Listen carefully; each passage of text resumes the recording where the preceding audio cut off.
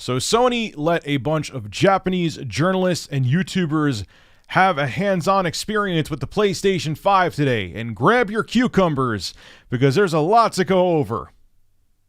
Make sure they're fresh, and you take them out of the fridge and wash them. Be safe. Skip it up and that up. Well, like I said, today, Sony let a whole bunch of Japanese publications and YouTubers go try out the PlayStation 5. So we got a whole bunch of hands-on impressions with the console. They didn't really show any of the UI.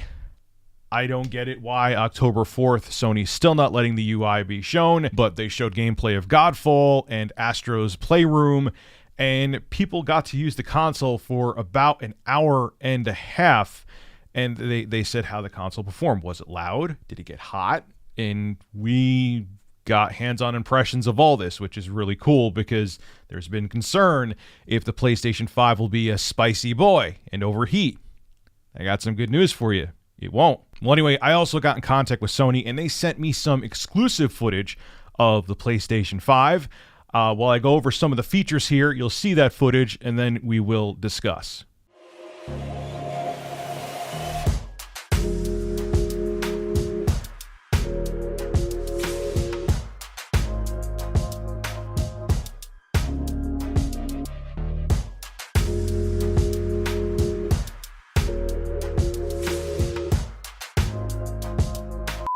So as you're seeing from the images from 4gamer.net and the video that you're seeing, yeah, the PlayStation 5 is big, but it's not as big as some of the augmented reality segments that we've seen where people, oh, I took it from the exact dimensions of the PlayStation 5 or sketches or whatever else. It's big, but it's not. You're not going to have to take out an extra mortgage to have it in your home. It's not that huge. It's large. It's a big, tall boy that's going to need a stand, whether it's horizontal or vertical, but it's not unwieldy like a lot of publications and YouTube channels have made it out to be. So again, even if it was that big, to me, it's no big deal, but it's fine. It's going to be perfectly fine and next to your television or under your TV in your home entertainment center. You'll be okay. And I'm sure they will come out with the PS5 Slim within the next year and a half to 2 years. Now, what I'm reading here is translated from dengekionline.com. And it goes over, look, we've already talked about Astro's Playroom. Jeff Keighley went into great detail about the PlayStation 5's DualSense controller. This, to me, is the meat and potatoes of everything we saw today. Does the damn console run hot, and is it loud? Because the PS4 Pro, it's a loud boy. It's a warm boy. Even the original PlayStation 4 was fairly spicy itself. Well, PS5, how does it run? This comes from Dengeki Online. I will try my best to read it to you. Then we will discuss. God help me. From here, I would like to pick up some points of concern other than the functional aspects of the PS5. This time, what was more shocking than reading was the quietness of the fans. There must have been many people who were interested in this. It was really quiet. It was about 1 hour and 45 minutes, and I think it took about an hour and 20 minutes to actually start the PS5. Since the site was a studio, there were a few things around, but the room temperature felt quite hot due to the lighting. I can relate. I was playing Astro's Playroom and Godfall and didn't notice the sound of the fans' exhaust heat. Rather, when I was about to finish the gameplay, I hurriedly confirmed, "Are you a fan?" Finally, when I touched the main body, I didn't feel much heat. It seems that there is no need to worry about the heat exhaust structure. Although it is a substitute, I felt the size of the main body was still large. Since it is quite thick, I would like to secure a place with plenty of room in consideration of exhaust heat. He makes a good point there. Speaking of the installation location, I noticed again when shooting the PS5 main unit, but in the case of horizontal installation of the main unit with a disc slot, the disc slot is in the lower position is the correct position.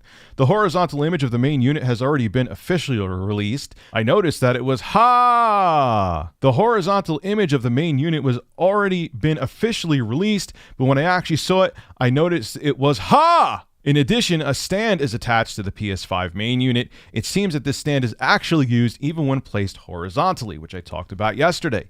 This is also information that can be confirmed from the image from the official, but considering the shape of the main body, it seems that it's better to have a stand even when placed horizontally. So that, to me, is huge, man. That's a big deal, because remember I did a video way back where people were saying that temperatures in the PS5 were a problem and they were trying to address it. And then we heard something else about how they had a patent with the cooling system on the PS5 where they're going to use liquid metal. And apparently they figured something out, because now the console runs cool. Thankfully, it's probably why it's as tall as it is too, to make sure it's properly cooled. And that's why I don't care about the design of the console. Do I think it's very polarizing? Yes, I think it's very polarizing. It looks kind of like either a pistachio or maybe even a vagina.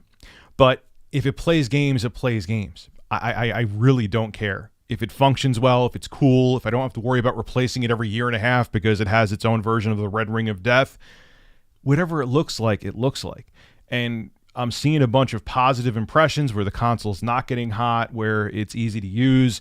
We didn't really see any of the UI again, which makes me scratch my head. Come on, Sony, it's a little over a month from when your console's launching. Give us something to go with here, man. You're saying it's this overhauled experience, so show. You obviously know what it is. At this point, you're shipping. The consoles are shipped already. They're probably in stores waiting for the release date, sitting in a bunch of warehouses everywhere, or maybe close to it, maybe in the next couple of weeks. But they're obviously manufactured and you have a user interface on there. Show something. That's very important to people. Very important. The user interface is how they're going to interact with your console every day or a lot. And they want to see, is it easy to get to the store? Is it easy to get the games? Is it easy to do this and that? Is it convenient? Is social interaction? Is live streaming? Everything else is going to be on there. They want to know how it's going to work. And Microsoft's been more than willing to show all that stuff, and you kind of haven't been. But again, UIs, though, can also be fixed with software updates. So if the UI is nothing to write home about, Sony in the future can just, update the software. Just download it like we do all the time with our consoles now, and then they could do a huge overhaul. But the most important thing here, beyond everything else we saw, is the hardware, and it runs cool. Now, it needing a stand in horizontal mode to me is a little strange. Really? I mean, look, you could say whatever you want to about the Xbox Series X, about it just looking like a mini ITX tower, and I would agree with you. But to put that horizontally, with no disc inside and it powered off, you just put it on its side. You don't need a stand to do that. So I just feel like this, I don't know. It just feels like they wanted to go really aggressive with the aesthetic design to the point where it hindered functionality, it seems like. A stand for a horizontal placed console is just silly to me. Is it the end of the world? No. Will it make me not buy the console? No. But I'll complain because I'm Review Complain USA.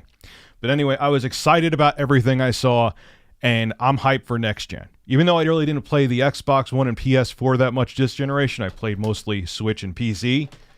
These consoles look like they're going to be a huge quality of life improvement with their SSDs and multitasking and being able to take games and transfer them from the internal drive to the external drive, so you don't have to rush out and buy extra high-speed storage from Sony or Microsoft yet. That's cool too. So I'm excited, man. Maybe this will be what gets me back into consoles. I have them all pre-ordered. Hopefully I actually get them. I don't have that much faith that my pre-orders went through, especially with what's going on with the pandemic. Fun times. This is Rich of Review Tech USA signing out. Have a good one.